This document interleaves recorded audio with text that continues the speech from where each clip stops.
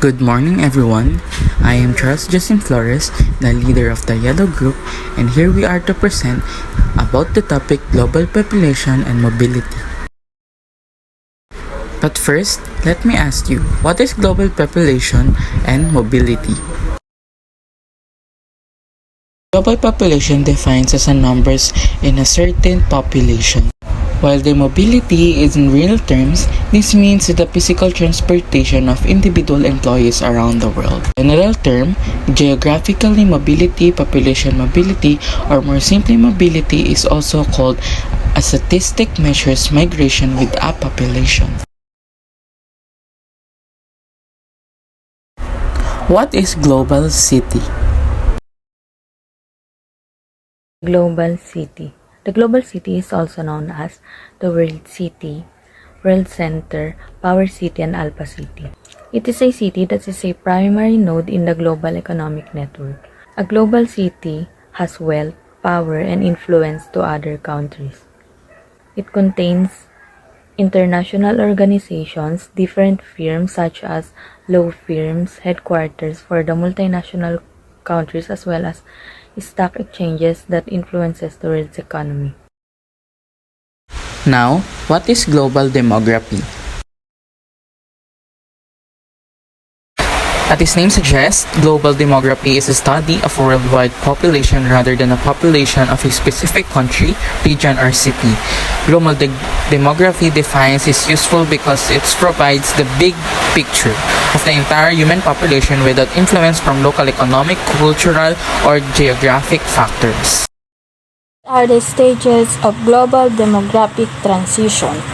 The first stages is pre-transition stage, characterized by high birth rate and fluctuating high death rate. During this stage, the population is stable with both high birth rates and high death rates. The death rates are high because there is increased disease, minimal medical care, poor sanitation, and limited food supplies. As a result of the high death rate, people tend to produce more offspring or children to try to compensate for the mortality. Although the birth rate and death rate can fluctuate slightly, overall they remain equal, which result in zero populational growth. As pre-transition stage is they are equal because nagkakaroon sila ng equal kapag maraming namamatay at marami ring nasisilang or nabubuhay. Maraming namamatay dahil sa sakit, sa mahinang medical care o pangangalaga, at sa poor sanitation. At isa na rin sa dahilan is yung kawalan ng pagkain or food supplies. The next stages is early transition. The death rates begin to fall. As birth rates remain high, the population starts to grow rapidly. The human population begin to increase due to the high birth rates and declining death rates. The death rates are decreasing because as the country transition into industrial country, there are improvement in the economy and social condition. These changes lead to the control of disease, the production of more foods, better job, and improved medical care and sanitation. Sa early transition is, ang bilang mga namamatay is pababa dahil sa pag-improve ng economic system or economic growth ng isang bansa is mas napapangalagaan nila yung isang tao sa mga medical condition at nagkaroon sila ng production of more foods, karoon din ng production of jobs, at syempre na-improve nila yung sanitation nila. Bumaba yung bilang nito pero tumaas yung populational nila. As the death rates decrease, the birth rates remain high because people are still accustomed to producing more children, and during this stage they have more food and resources to support larger family. As a result of the declining death rates and high birth rates, the human population will increase at a rapid pace. The next stages is late transition. Late transition, as birth rates start to decline decline. The rate of population growth decelerates. The death rates remain stable and low during this stage due to the continuation of the economic and social changes that improve the standard of living during the previous stage. The birth rates begin to decline for many reasons. For the most part, people realize that they no longer have to produce largest number of offspring or children, because the children they do produce have a higher chance of surviving to adulthood. Many people also start to prefer smaller families, where they can concentrate more resources on less people and increase overall livelihood. Dito po sa late transition is bumaba yung bilang ng birth rates dahil sa pagde-decline nila magkaroon ng offspring or bumuo ng isang bata. Ito ang naging dahilan kung bakit bumaba ang population nila. And then they realize na mas prefer na lang nila ang smaller families. Dahil ang sabi din nila, pag konti ang tao or less people is more resources they will come. At nagiging isa rin tong dahilan kung bakit nagkakaroon ng paglago sa isang pangkabuhayan ng isang bansa. Global demography.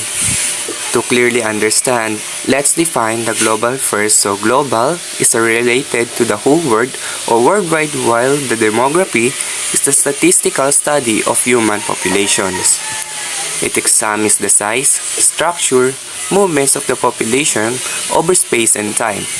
To combine the global and demography, it is a study of the worldwide population.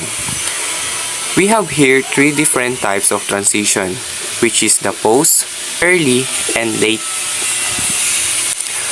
Post-transition characterized by low birth and low death rates. Population growth is negligible or even enters a decline. Yung post-transition daw po, ito daw yung may mababang kapanganakan o yung mga mababang rate ng pagkamatay. Ang paglaki daw ng populasyon ay baliwala o pumapasok pa nga sa pagbaba. Early transition, the death rates begins to fall. At birth rates remain high, the population starts to grow rapidly. Yung early transition naman po, ito naman daw yung may mataas na kaso ng pagkamatay, tapos madaming nabubuhay. And last, late transition, birth rates start to decline. The rate of population growth decelerates. Yung late transition po is ito yung mababang yung rate ng pagpanganak ng isang nanay, which means mababa rin ang posibilidad na tumaas ang population.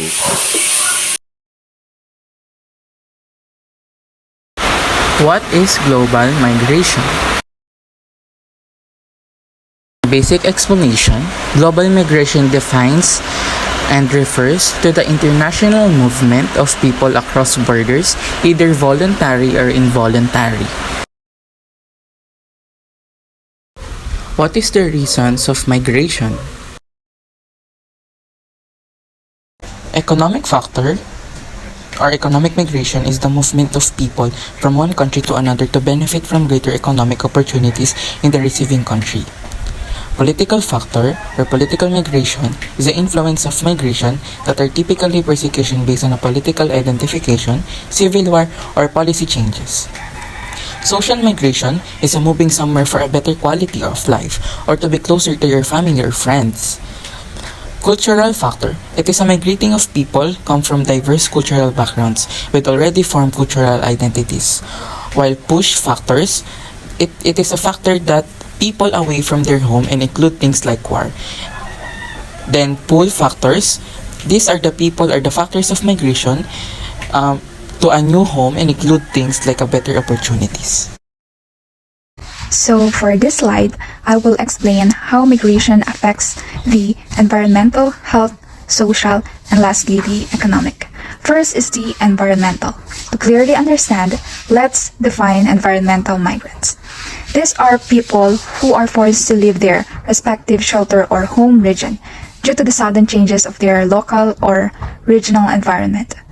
For the reason of having man-made or natural calamities or danger for their lives and livelihood, especially for their health. So migration affects environment who travel using modern technologies or modern transportations that can rapidly release so much carbon dioxide and might change the populations. And the second one is the health and social. The main health impact of migration is having communicable diseases, because some of migrants often come from communities that are affected by war, conflict, exhausting journeys that can increase their risk for diseases, including communicable diseases and waterborne diseases. While in social migration, it is moving somewhere for a better quality of life or be closer to family or friends. Because of that, the problem of economic crisis will increase. Some people move in search of work or economic opportunities to join family or to study. Example for this is seeking or finding for host family. Mostly it is from developed countries in the part of global north. Another example is the OFW. Others move to escape conflicts, persecution, terrorism, or human rights violations. Still, others move in response to the adverse effects of climate change, natural disaster, or other environmental factors. The immigration is the opposite of migration. This is when a person freely chooses to move to another place. It might be temporary or permanent. Immigrants often move to resettle as a family, to fulfill a job placement, or as a reprieve from situations of injustice and war. But not all movements are chosen freely. Some people, including whole families and communities, have been forced to move. Some have been forced to move because of human trafficking. Human trafficking is a modern-day form of slavery. Nearly 1% or 65 million people of the world's population is affected by forced displacement. It is a crisis of global proportions and immense moral and ethical implications. Forced migration, in all its forms, is a denial of human dignity and a violation of human rights. Injustice arising from historical and contemporary colonialism and racism continue today to ravage the lives of immigrants and refugees. They experience many forms of racial discrimination, xenophobia, and intolerance in their countries of transit and destination. Thank you for listening and hope you gain more knowledge about our presentation. Have a nice day ahead. Thank you so much.